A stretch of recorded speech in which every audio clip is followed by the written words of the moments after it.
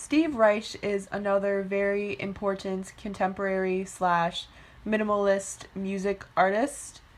And, like, you know how Michael Jackson was called the king of pop and Elvis was called the king of rock? Well, Steve Reich would have probably been called the king of pulse because that's exactly what he gave to his music and popularized.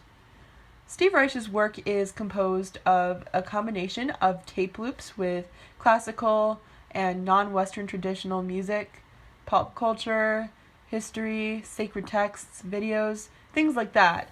And a way that he described his technique that he used to create his pieces is the technique consists of taking pre existing melodic patterns and stringing them together to form a longer melody in the service of a holy text.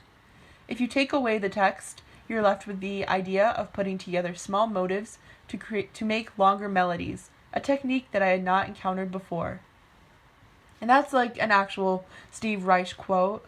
And so basically what that means is that textures were a main characteristic in Reich's work, layering in and phasing different types of the same audio at different speeds to create more and more dissonance.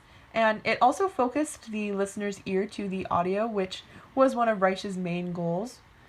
And Reich's inspiration for his music was mainly everyday life. He was a pretty common man, with things like city life and trains being his muse in songs, like Different Trains and City Life, where he took samples of different noises pertaining to those things and layered them together, which created a snapshot scene of the piece. So you could basically close your eyes and kind of just envision that you are there. You are where the stuff was being recorded.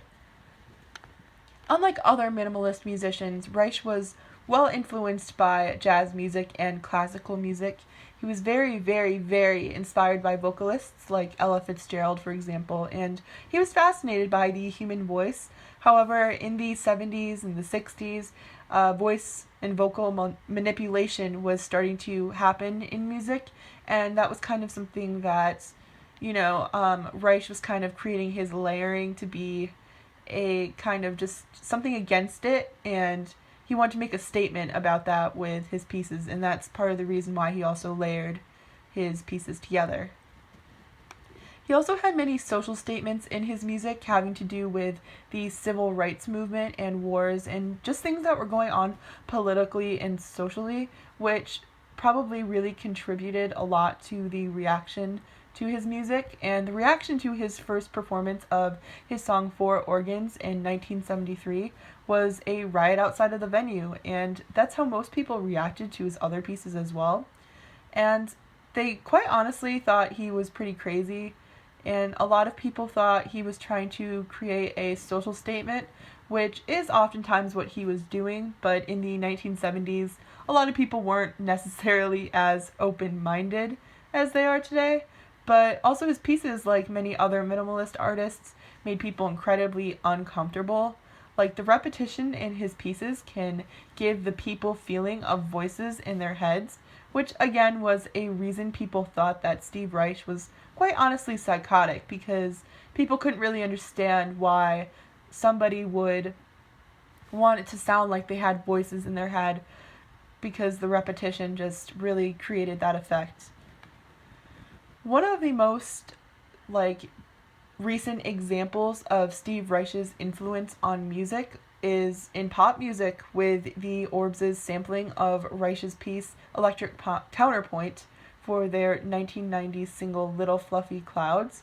And The Who has also quoted the arpeggiated style on Baba O'Reilly and used the technique of building up textures through cannons. And Bjork is another artist who has taken his techniques and incorporated it into their music. And the technique of layering and creating pulse is really just prominent throughout progressive rock music. Like, the Beatles used it sometimes, and just, you can hear it a lot nowadays too. And his music is also found in the theme of the film Risky Business, which is a song called Love on a Real Train by Tangerine Dreams. They used some of his samples in that song.